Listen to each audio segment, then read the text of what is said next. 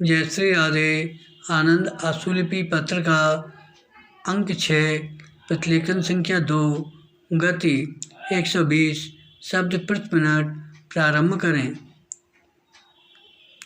सभापति महोदय, मैं यह नहीं जानता कि माननीय सदस्य मेरी बात को समझ रहे हैं, क्योंकि मैं बंगला में बोल रहा हूँ। मैं आपको बताना चाहता हूँ, मैं अपने गांवों, देश की गरीब जनता, बटाईदारों और कृषि मजदूरों और 70% लोगों की जो कृषि पर आश्रित हैं स्थितियों के बारे में बोल रहा हूँ।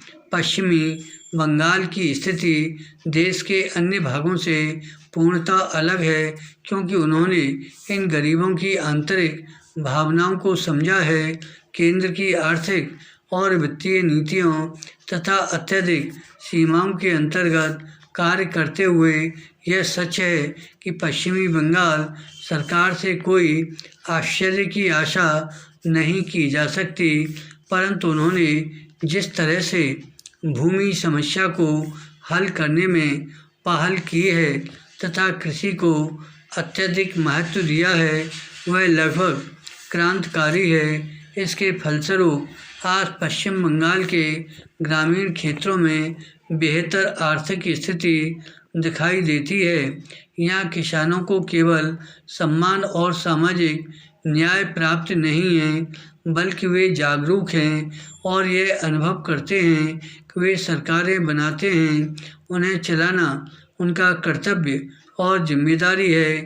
गरीब किसान यह भी अनुभव करते हैं कि सरकार जिसके लिए उन्होंने वोट दिया है द्वारा बनाई गई नीति को कार्यान्वित करना उनकी जिम्मेदारी है। किसानों में यह जागरूकता वामपंथी सरकार ने पैदा की है। इसका तात्पर्य उपलब्धि से नहीं है।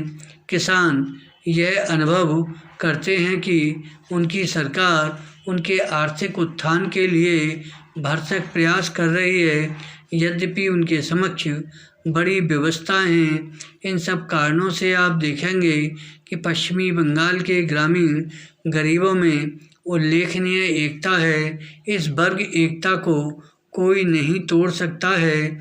जब समूचे देश में सांप्रदायिकता फैली हुई है, परंतु पश्चिमी बंगाल की जनता पर इसका कोई प्रभाव नहीं है। वहाँ हिंदू, मुसलमान, संथाल, अनुसूचित जातियों और अनुसूचित जनजातियों में एकता है।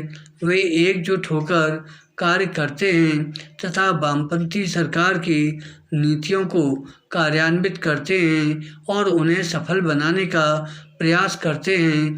पश्चिमी बंगाल और देश के अन्य भागों में यह अंतर है।